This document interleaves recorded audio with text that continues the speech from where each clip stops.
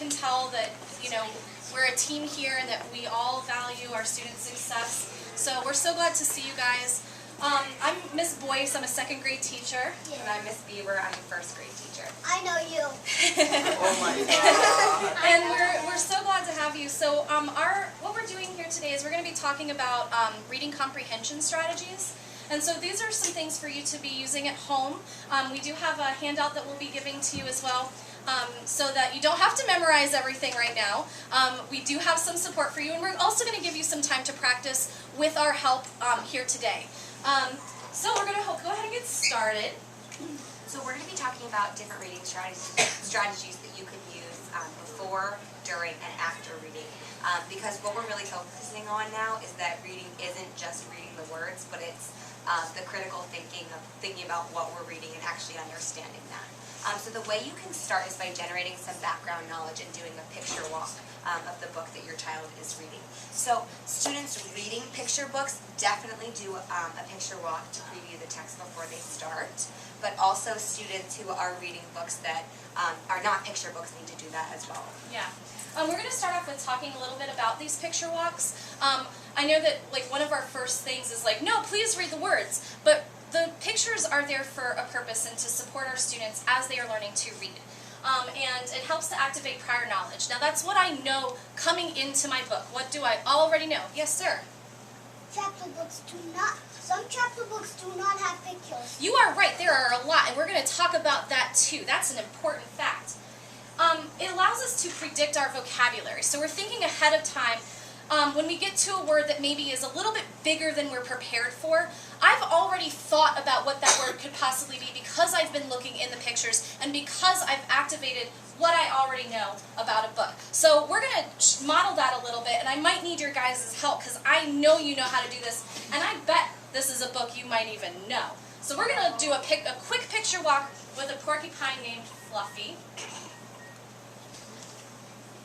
Well, I'm looking and I see a mom and a dad and a baby porcupine, and he's riding in a carriage. And then, they put the baby up there. I'm not sure what that's called. Maybe like a pole. But they think, it looks like they really love their baby. And there's words here too, just the screen you I can tell on his face that he doesn't look very happy. I'm predicting that maybe he's unhappy because he doesn't know how to do things. Oh, I'm going to change my prediction. I see now that he's still unhappy, but he's looking in a mirror. Maybe he's not happy because he doesn't like how he looks. And then the baby porcupine and the dad porcupine are coming in from work. Maybe I see that he's dressed up, he has a suit and tie on, and I can't tell what the baby porcupine's doing. I think that he might be misbehaving or acting silly. Stop it. Oh my goodness. I really think he's misbehaving. That doesn't seem like what he's supposed to do. He has a mattress on his head. So that was just a quick example of what this should look like, but we're making meaning already of what this text is about. I'm not really sure at this point what the story is doing, but I activated my prior knowledge. I'm thinking about the word mattress. If I'm reading this book, I might not be able yet to decode or figure out that word mattress, but because I've had that in my head, when I get to it and I see it in the book and I see that M-A-T and I start trying to sound it out, I'm going, mattress. I thought about that. I think this word is mattress. So that's why this picture walk, especially for our early readers, is so important. We're really, preparing to read words that are more challenging, and they're going to keep getting more challenging. And as they get more challenging. Right. So then, of course, we do have students who are no longer reading picture books. We still want them to be previewing text. As adults, that is something that we do. And we're building readers, we're building lifelong readers at this point. And so some ways to do previewing with a student who is no longer reading picture books, the back page that has a little blurb, it gives you a little synopsis or a little summary of what's happening in the text. You know that. We read that part first. It gets us to be thinking about, well, is this a book that I'm going to enjoy? Do I even want to tackle this book? What's it about? Who are the characters? And then also making some predictions by looking at the cover art. I mean, even books that don't have pictures within it very often have something on the cover that can activate that background knowledge, that those vocabulary words as well. So now that you've done all of this, it's finally time to actually read the book with your child. But during reading, we don't want to just read through the book without stopping to think about what we're reading. So some different things you can do while you're reading are to stop and think about those predictions that you made. Were we right? Did we maybe think something a little different? Do we want to change what we think is going to happen next? Make connections to what you're reading. Oh, I remember a time when I felt like that, or a time when that happened to me. Or I was looking in the mirror and I didn't feel great about my hairstyle that day, and that kind of brought me down.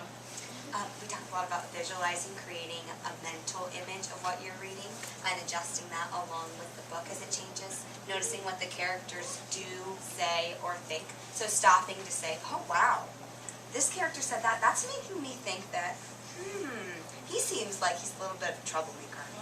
And then thinking about ways to solve the problem in the story as you move about it. Thinking about what that solution might be. Thinking about what you're reading and what you're going to read next. Right. And so we're just encouraging constant talk with your child while they are reading.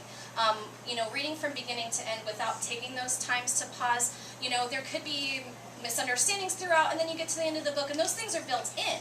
For example, one of the things we see very often is that a child will make a prediction and not think about new information or revise their prediction, and when I ask them then at the end of the story, well, what happened, they're stuck on that prediction that they already made.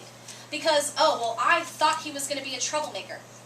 That's not how the story ends up. But if I don't change my thinking, and if I don't have you, my adult, to help me out and make those connections, then I'm going to keep reading, and I might stick with that and not change my thinking throughout. And after you've read the book, that's when it's time to, again, stop and think about what you've read. And so we made it bold. It is so important. We've got to talk about it after the fact. What did we read? What did we learn? And here are just some examples of ways to do that. I can retell you the story, give you the events, the setting, the characters, the problem and solution. But in a retell, really, it should be in order, sequentially. Those things should not be independent. So when you're doing a retell, we would encourage you to go more towards them telling a story as opposed to who are the characters. What was the setting? That should be built in during that retell. Reflecting on how the story ended.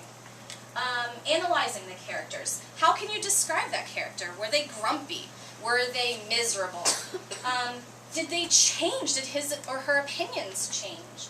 And then thinking about, what am I supposed to learn from this? Am I taking anything away that I can now apply to my own life? And we call that the author's message.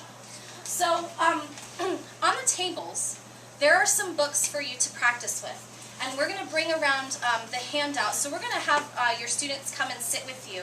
And Ms. Bieber and I are going to be circulating the classroom. So if you have any questions or would like some more information about how to support your student talking through the comprehension part of reading, we'll be here to support you as well. So guys, with tiptoe feet, can you go find your